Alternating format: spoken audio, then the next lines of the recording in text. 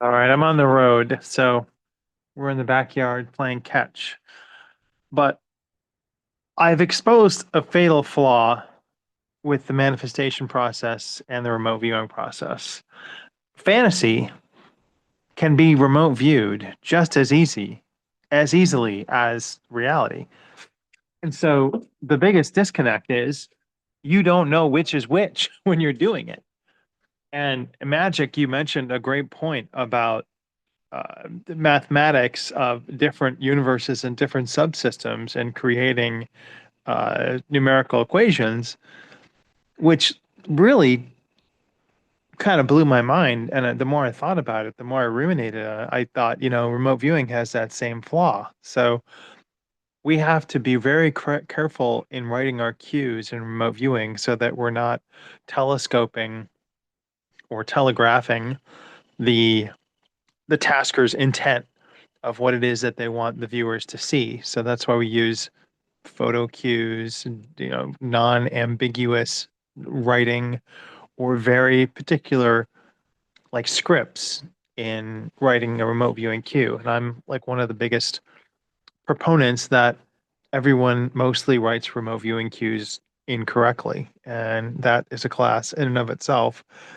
And so I've been this week writing different manifestation cues in order to get that more correctly. And I'm trying to find the gaps in it. So the reason this whole gap or energy leak idea came through is the fence in my backyard. One of the pickets broke at the bottom. And then I came out after a windstorm and I had two more pickets down. And it was a message to my unconscious that we have all these energy leaks within our biological system that we don't plug. And so whether it's a tulpa created long ago, whether it's a egregore created, whether it's a bitterness that you have towards an old foe or enemy, those are all energy leaks. Then they're not allowing us to recapture and use our full power. So similarly to the writing in a remote viewing new session, close all open sessions, you're shutting down that link to the TRN that you may have started and not finished. So you're setting up a like a closed loop to it.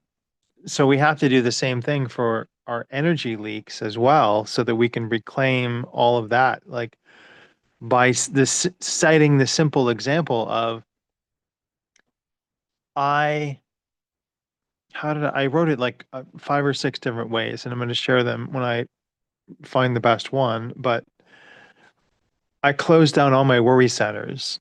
I remove all of my past, like not connections, but I recall all of my past worry and past problems and past anger directed at others so that that energy is reclaimed and flows more dramatically into myself. Not dramatically, but more energetically, more effectively into myself.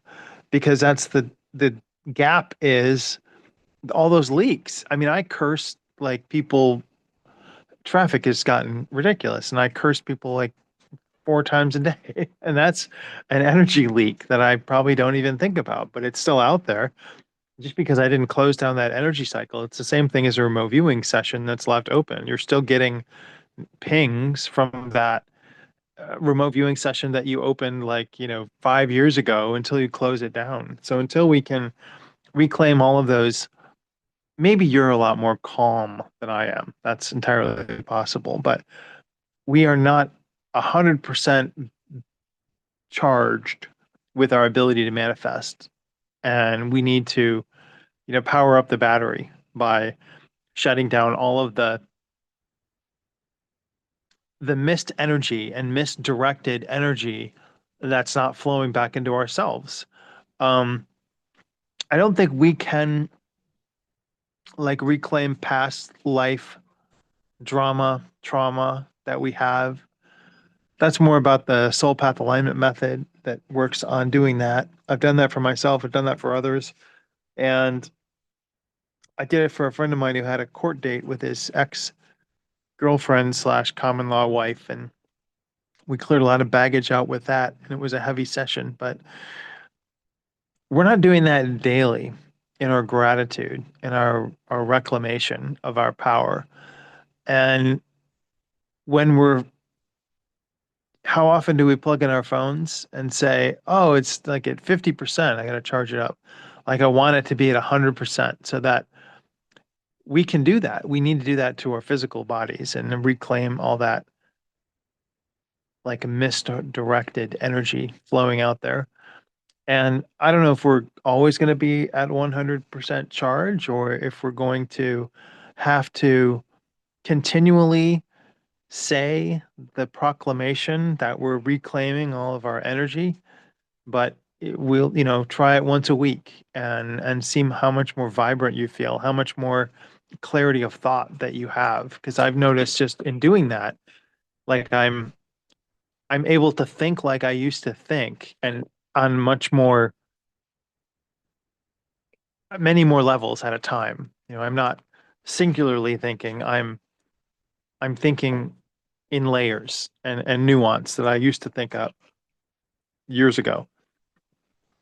Maybe it's just recovering from surgery, but I think it's definitely that the proclamation that I've made. And I'll write a script, post it up, and try to give you the same, you know, reclaiming of gaps and reclaiming of leaks power. And it's going to take you like a week in order for that to feel like, oh my gosh, I think that's working. But I do feel like almost supercharged in my brain again. And I haven't felt that in a long time.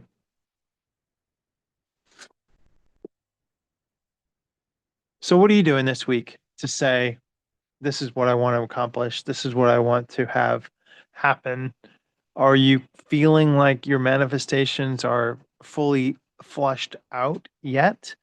Have you looked at, I don't think you need to really look at where the gaps are in your energy system, just the statement that they're being reclaimed and is good enough. And also, another thing that I have been doing is I have been giving myself a script and I write this script out on on paper with my hand and I say I do it for both health and nutrition. So I'm not taking vitamins anymore. I used to do this, but now I'm taking supplements with the power of my mind. I'm creating the supplements and I'm telling myself when to take them. So I read this script in the morning and it's telling me how many times, how many dosages of this vitamin that I should be taking. And that could be also why I feel my brain is more charged than it used to be.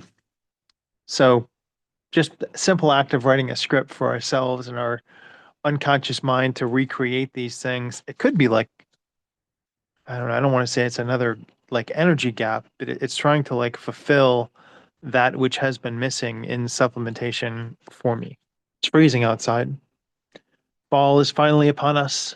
And we need to, I don't know if you're doing any investing, but Dagmo came to me and said he had found a isolation in 7-day moving average on TradingView, crossing over the 30-day moving average on TradingView. And I'll try to excerpt that and intersperse it with this video so that you can understand what it is that I'm talking about. But I feel a market correction coming on in the season, like within the next 4 to 6 days. So we'll see if that happens.